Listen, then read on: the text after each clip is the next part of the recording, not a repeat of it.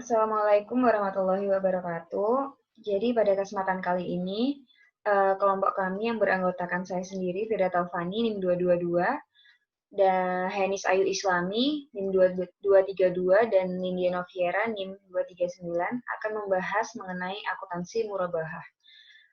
Untuk yang pertama akan dijelaskan oleh Saudara Heni, silakan. Jadi yang pertama yaitu murabahah, pengertian dari murabahah. Murabahah adalah transaksi penjualan barang dengan menyatakan harga perolehan dan keuntungan yang disepakati oleh penjual dan pembeli. Dari murabahah ini ada beberapa karakteristik yang tercantum pada PSAK 102, yaitu yang pertama, murabahah dapat dilakukan berdasarkan pesanan atau tanpa pesanan. Yang kedua, murabahah berdasarkan pesanan dapat bersifat mengikat atau tidak mengikat. Yang ketiga, pembayaran murabahah dapat dilakukan secara tunai atau tangguh.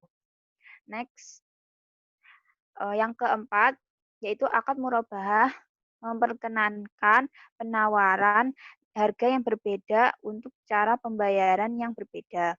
Yang kelima, harga yang disepakati dalam murabahah adalah harga jual.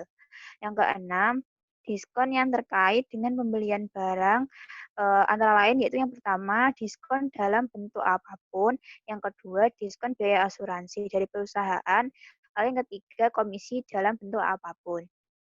Yang ketujuh yaitu diskon atas pembelian barang yang diterima setelah akad murabahah disepakati. Yang kedelapan, penjual dapat meminta pembeli menyediakan agunan atas piutang murabahah.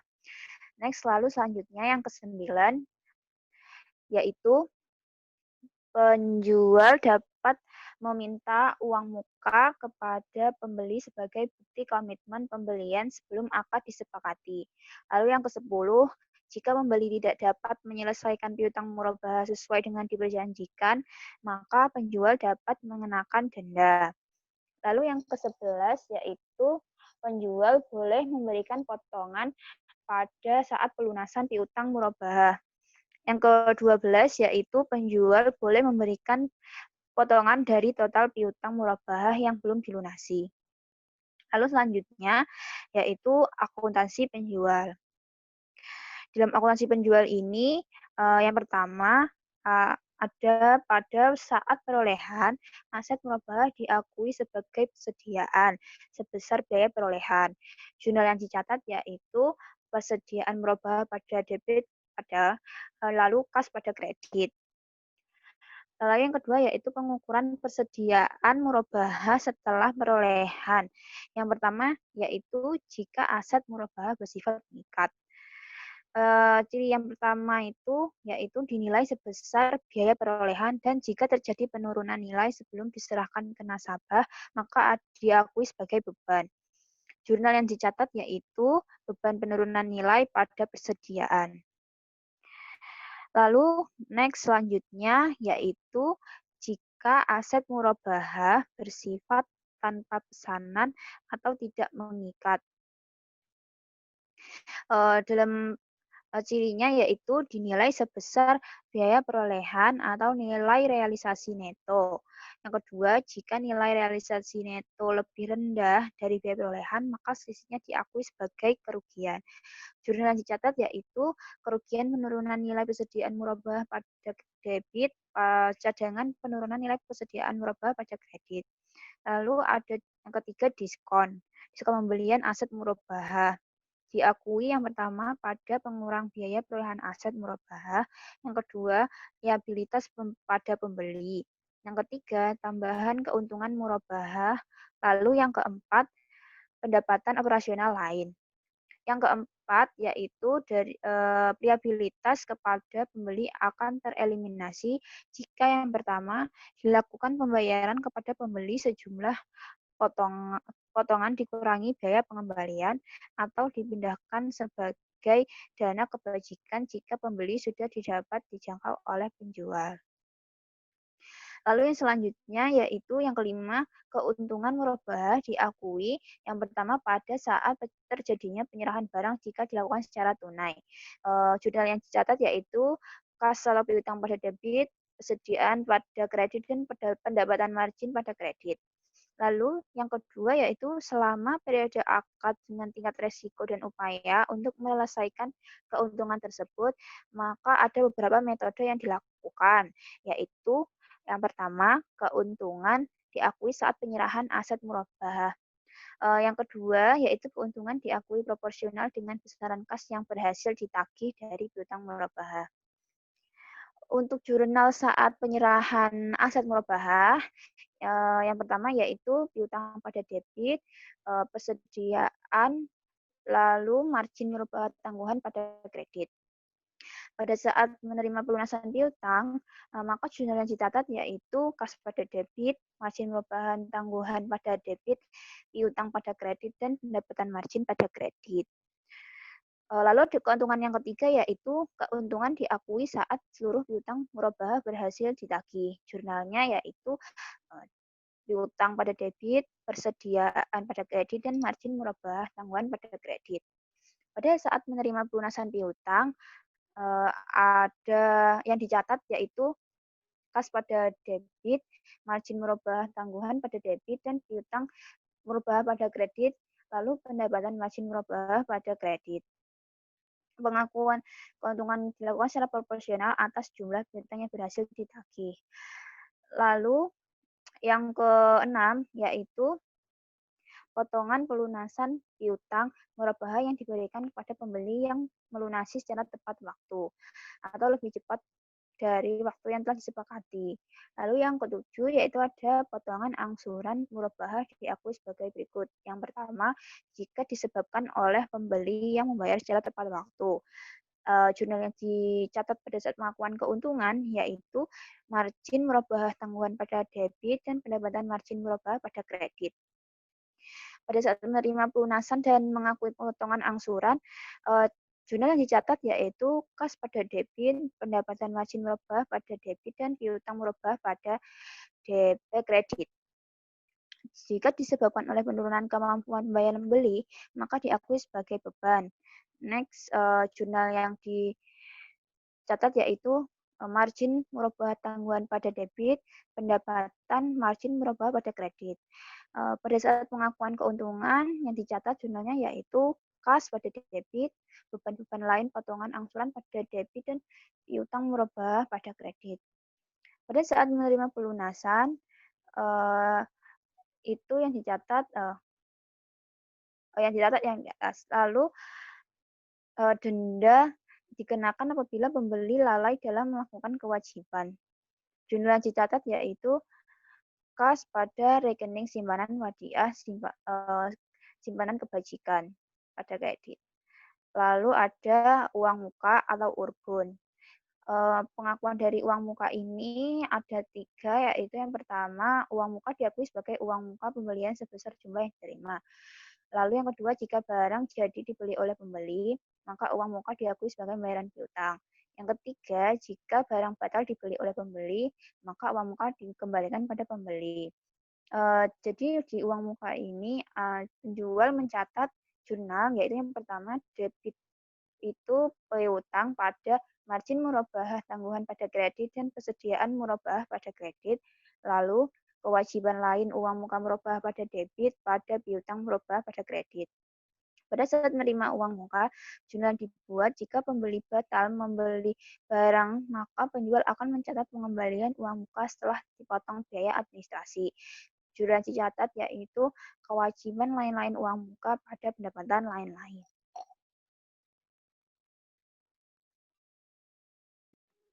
Lalu selanjutnya akuntansi pembeli akhir. Next.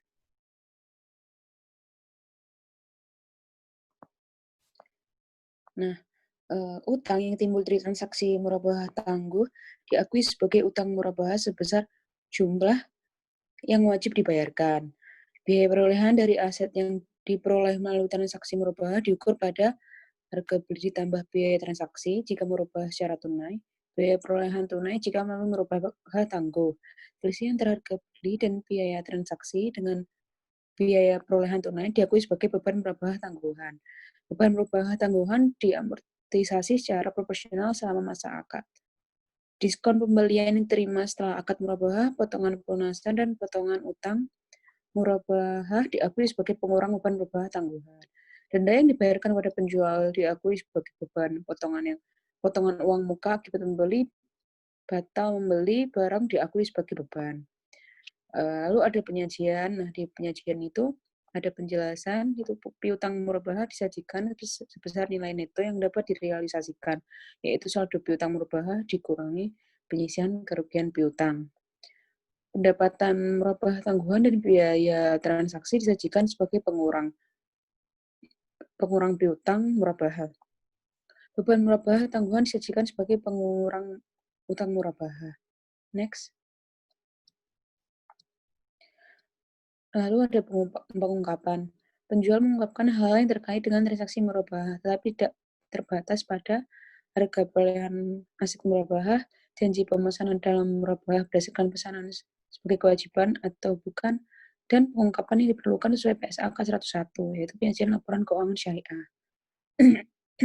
Pembeli mengungkapkan hal yang terkait dengan transaksi murabahah, tetapi tidak terbatas pada nilai tunai aset yang diperoleh dari transaksi murabahah, jangka waktu murabahah ditangguh, dan pengungkapan yang diperlukan sesuai PSAK 101. Lalu ini adalah contoh jurnal-jurnalnya saat penyerahan barang, yaitu saat penyerahan barang, persediaan debit, beban murabahah tangguhan debit 1.000 dan 500, lalu kreditnya hutang murabahah 1.500. Next. Saat pembayaran angsuran tahun 1 sampai 5, debitnya hutang murabahah 300, kreditnya kas 300, debit beban margin murabahah 100, kredit beban margin murabahah tangguhan 100. Lalu saat pembayaran angsuran tahun 1 sampai 4, debit hutang murabahah 300, kredit kas 300. Tahun ke-5, debit hutang murabahah 300, kredit kas 300, debit beban murabahah 500, dan kredit beban murabahah tangguhan 500.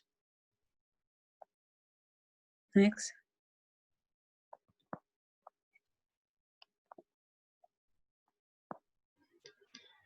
Selanjutnya ada penyajian dan pengungkapan murabahah.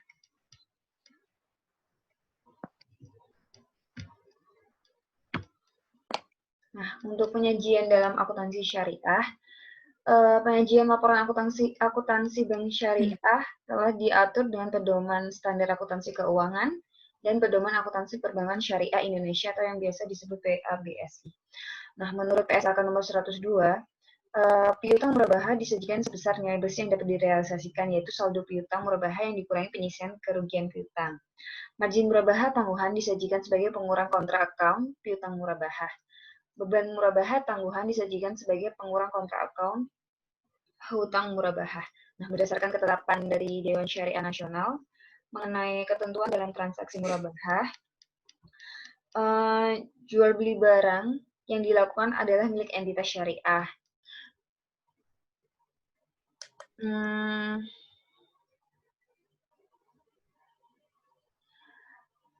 Ini artinya dalam hal entitas syariah telah mengetahui harga dari pemasok dan harus diberitahukan kepada pembeli. Dalam proses pembukuan entitas syariah tidak diperkenankan melakukan akad murabahah sebelum barang diterima. Dalam pembukuan aset atau persediaan murabahah adalah aset yang diperjualkan kembali sebesar harga perolehannya. Ini adalah contoh gambaran dari laporan posisi keuangan. Jadi pada akun aset itu ada piutang dan akan menampilkan murabahah. Terus selanjutnya pengungkapan dalam akuntansi bank syariah. Lembaga keuangan syariah mengungkapkan hal-hal yang terkait dengan transaksi murabahah tidak terbatas pada yang pertama ada harga perolehan aset murabahah. Yang kedua, janji pemesanan dan murabahah berdasarkan pesanan sebagai kewajiban atau bukan. Dan yang terakhir, ada pengungkapan yang diperlukan sesuai pernyataan standar akuntansi keuangan nomor 101 tentang penyajian laporan keuangan syariah. Dalam PSAK nomor 102 sendiri, dinyatakan bahwa pengungkapan transaksi murabahah yang pertama itu ada penjual mengungkapkan hal-hal yang terkait dengan transaksi murabahah tetapi tidak terbatas pada harga perolehan aset murabahah, janji pemesanan dan dalam murabahah berdasarkan pesanan sebagai kewajiban atau bukan, dan yang terakhir pengungkapan yang diperlukan sesuai PSAK 101 penyajian laporan keuangan syariah. Dan yang kedua ada pembeli mengungkapkan hal-hal yang terkait dalam transaksi murabahah, tetapi tidak terbatas pada yang pertama nilai tunai aset diperoleh dari transaksi murabahah, yang kedua jangka waktu murabahah tangguh, dan yang terakhir ada pengungkapan yang diperlukan sesuai PSAK 101 penyajian laporan keuangan syariah. Ini adalah gambaran dari pengungkapan laporan keuangan. Jadi di situ ditunjukkan ada saldo awal tahun, penyisian selama tahun berjalan, penerimaan kembali piutang, penghapusan selama tahun berjalan, selisih kurs, dan sampai saldo akhir tahun. Di situ manajemen berpendapat bahwa cadangan kerugian, penurunan nilai, dan penyisian kerugian yang dibentuk adalah cukup untuk menutup kemungkinan kerugian akibat tidak tertagihnya piutang. Kayak pendapatan keuntungan murabahah itu yang masih harus diterima bakal disebutin nanti di bawah dari laporan keuangan. Sekian dari kelompok kami. Apabila ada yang ditanyakan, bisa menulis di kolom komentar. Terima kasih. Wassalamualaikum warahmatullahi wabarakatuh.